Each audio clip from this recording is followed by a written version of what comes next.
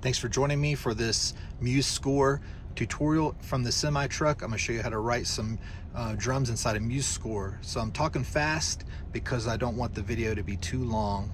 It's going to open up 3 windows when you open Musescore. I'm going to close this browser window. Bye-bye. I'm going to close the second one. Don't really need it.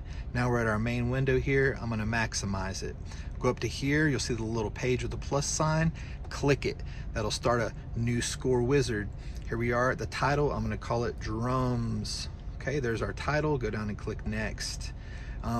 Right now we need to choose our instruments. That's what we want in blue. Click next. The instruments we're going to choose is go to percussion, which is unpitched in this case. That's what you want. Go to drum set. I clicked it. It's in blue.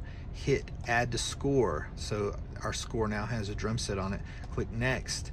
That is our drum clef. That's what you want. Click next.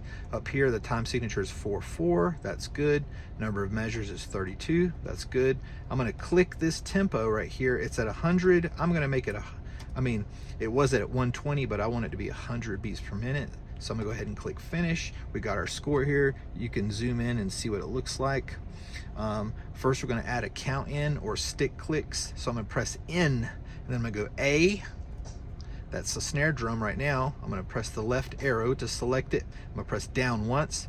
And now I've got a stick click sound. I'm gonna press R to repeat it. Make a total of 8 of those. So now we got to count in 1, 2, 3, 4, 5, 6, 7, 8, and then your beat will start right here. Click inside this measure, press in. It's shaded, that's good. Press G. Now we've got a hi-hat note. I'm going to press left arrow to get it back on that G.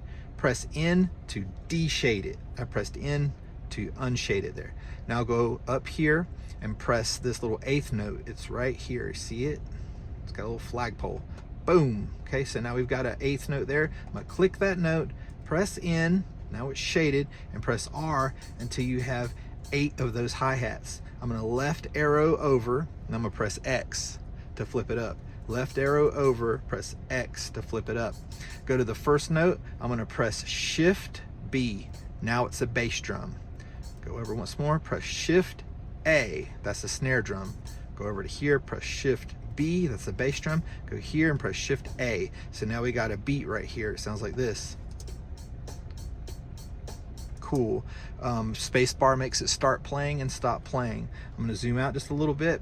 What I'm going to do is click inside the measure here and press R to repeat that beat 4 times. That's a little bit boring, so I'm going to make this a little bit fancy by I'm going to change the bass drums. I'm going to click here and press in and then go Shift B. Now I've got a bass drum there. I'll go here and press Shift B. I'll go here, Shift B, and I'm just adding bass drums where I just think it would sound cool. I'll go right here and in, Shift B. In is important. It's selecting a note for note entry. I'll go in here. I've got that note selected. I'll press in and go Shift B. A right arrow over, Shift B. Okay, so now we've got 4 different beats going on here, and I'm going to go to the first note of the first one, and I'm going to click here. Use your cursor, click there.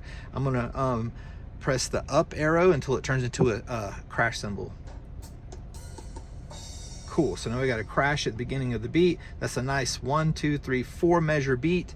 I'm going to click inside this first measure here with my little cursor, select that measure, go to the last one. I'm going to go Shift click like that. So all 4 measures are selected.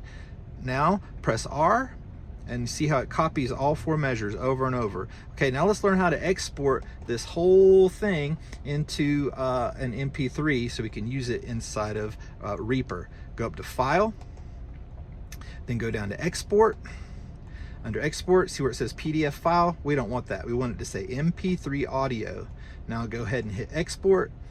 Drums is a good name. I'll put it on my desktop. That's fine. Save. It'll probably take about 10 seconds to finish, okay? So here we go.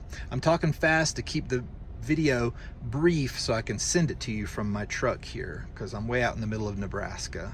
So I hope this video has been helpful for you. Okay, our file is completed now. I'll minimize this. You'll see that my drums file is right here, okay? So what you do is left click, which is Shift, and then you come down here and you would just drop this right inside of Reaper and then let go. And what'll happen is it'll become a new track inside of Reaper, and you can lay your guitars over this new drum MP3 track, and it should sound really great. Okay, thanks for watching this tutorial from the semi truck here. Hope this helps, and we'll see you in the next one.